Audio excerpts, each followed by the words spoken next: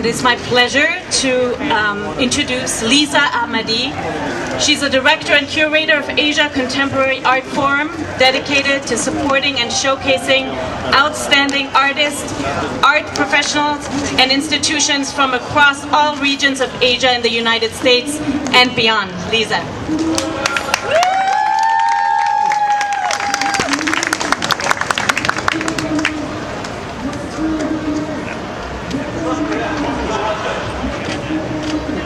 Hello, everyone. I have been very moved by all of the sharings this morning.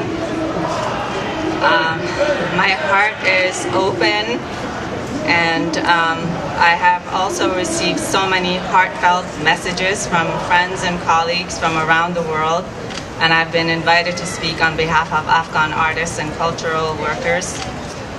I'm, again, really moved to be part of this extraordinary gathering today. I stand here today on behalf of Afghan women because the well-being of the entire country and the entire region depends on the well-being of the women of Afghanistan. Beyond our limited human perspective regarding gender roles in society, women represent the creative force of the universe. That's it. We are the creative force of the universe. And that's the truth at the bottom of it all. As representative of the feminine energy of the cosmos, women are sustainers of life in all its dimensions. So if the current government is allowed to carry out its debilitating policies, they break not only human moral laws, but the great laws of nature and the cosmos. The consequences of which are more misery, degradation, war, and affliction for this part of the world, and in turn, the world at large.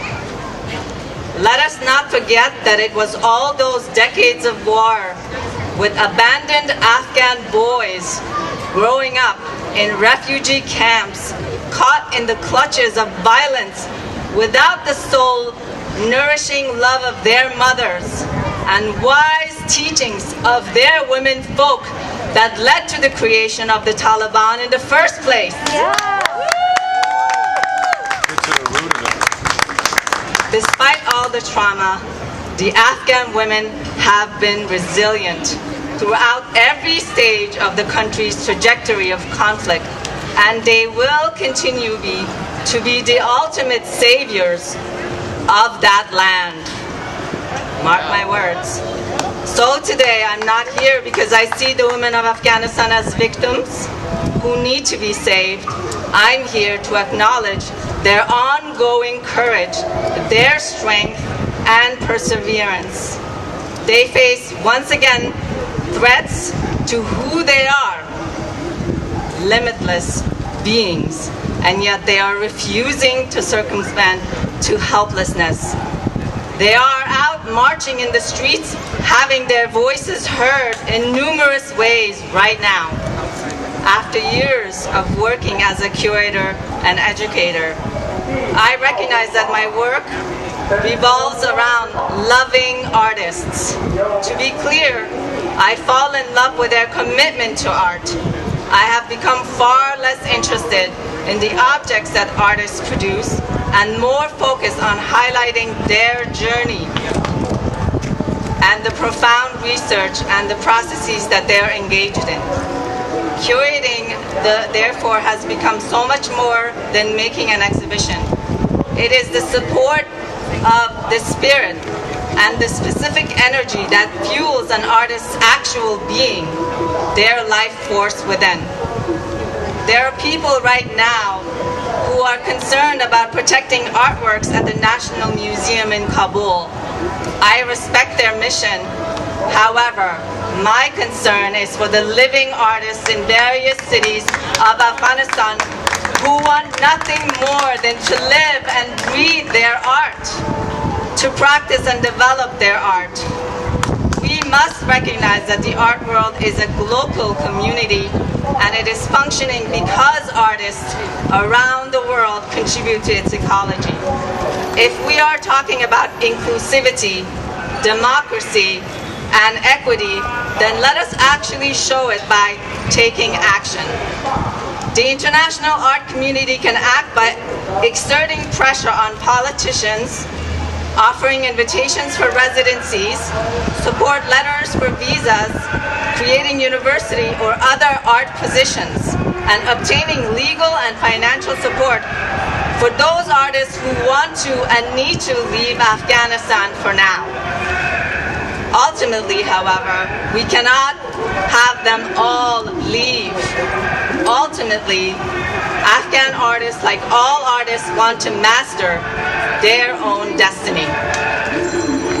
While the situation seems incredibly dire right now, we cannot lose sight of the fact that we can energetically support not just the women, the artists, the creative producers, but all sectors and genders of the Afghan population by not allowing ourselves to be swallowed by hopelessness, fear, anger, despair, which is being amplified about the situation by the media worldwide.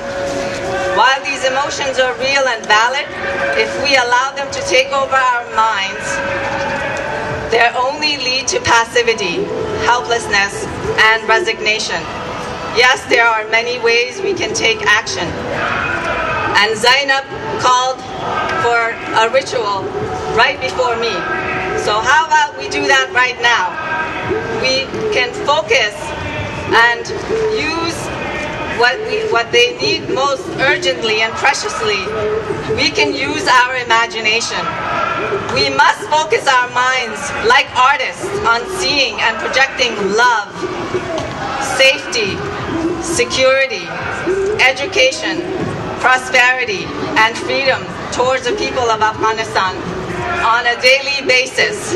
Yes, it costs us nothing to use our imagination to do this every day.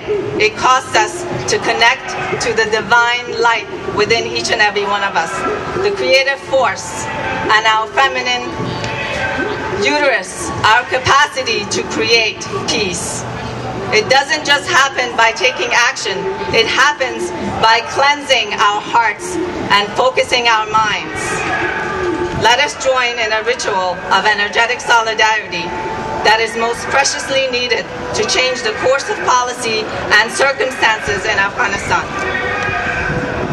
I will end reminding us that we stand here today with our Afghan sisters, never forgetting the knowledge that as human beings, we are all made of the same essence, stardust. Thank you.